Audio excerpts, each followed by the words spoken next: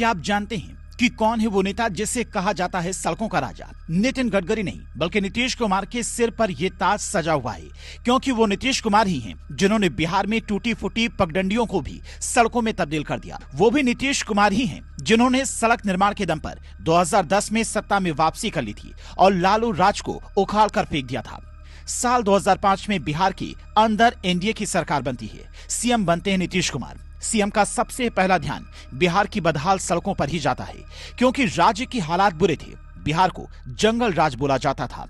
अगर जंगल राज को खत्म करना हो तो सड़कें अच्छी होना बेहद जरूरी है। ये बात नीतीश कुमार जानते थे, इसीलिए वो सड़क निर्माण करना शुरू करते हैं और हर गांव को पटना से जोड़ने की कवायद में जुट जाते हैं। फिर बिहार में जो सड़कों के अच्छे दिन आते हैं, वो कभी नीतीश को सत्ता से बाहर निकलने ही नहीं देते।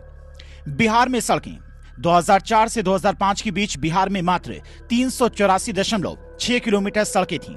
2010 में पहला कार्यकाल खत्म होने तक नीतीश कुमार राज्य में 23,990.6 किलोमीटर सड़कें बनवा देते हैं।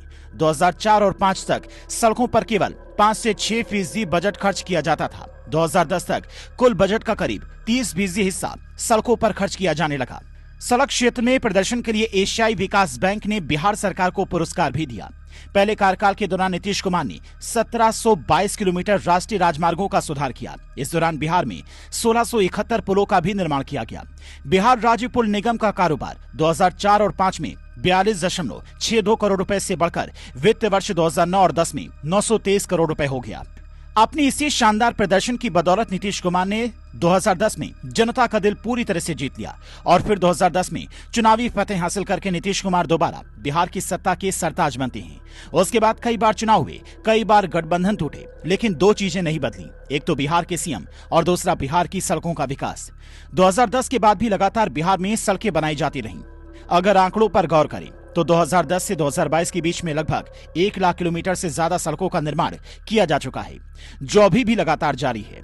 बिहार में विकास की सड़कें, बिहार में राष्ट्रीय राजमार्गों के निर्माण और विस्तार के लिए भी कई परियोजनाएं चल रही हैं। 2010 के बाद से राष्ट्रीय राजमार्गों की कुल लंबाई 3800 किलोमीटर से बढ़कर लगभग 6000 किलोमीटर से अधिक हो गई। राज्य सरकार ने राज्य सड़क नेटवर्क को भी मजबूत किया। इन योजनाओं में प्रमुख शहरों और कस्बों को जोड़ने वाली सड़कें भी शामिल हैं।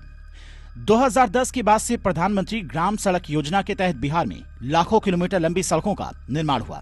बिहार सरकार ने पुल निर्माण के लिए भी लगातार काम किया। गंगा नदी पर बापू धाम पुल सुपौल, महात्मा गांधी सेतु पटना, आरा छपरा पुल जैसी महत्वपूर्ण परियोजनाएं लागू की गई।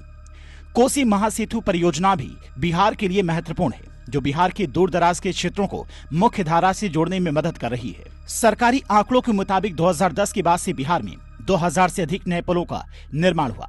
बिहार के ग्रामीण और शहरी क्षेत्रों को जोड़ने के लिए नदी और नहरों पर भी पुल बनाए गए। सिर्फ इतना ही नहीं, 2024 और 25 के बिहार बजट में परिवहन विभाग के लिए कुल बजट लगभग 2000 करोड़ रुपए से ज्यादा था।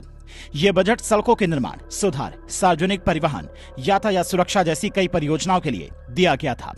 इसको खर्च करने के लिए कुछ महत्वपूर्ण क्षेत्र जैसे कि राष्ट्रीय और राज्य मार्गों का निर्माण और मरम्मत, ग्रामीण क्षेत्रों में सड़क कनेक्टिविटी सुधारने के लिए योजना, लोक परिवहन के लिए बसों और अन्य वाहनों की खरीद, यातायात सुरक्षा योजनाओं के लिए निवेश, स्मार्ट रोड इंफ्रास्ट्रक्चर और प्रौद्योगिकी का विकास। शायद यही वजह है कि आज बिहार में कोई जंगल राज का नाम नहीं लेता, बल्कि वहां बात होती है सुशासन और सुशासन बाबू यानी कि नीतीश कुमार की।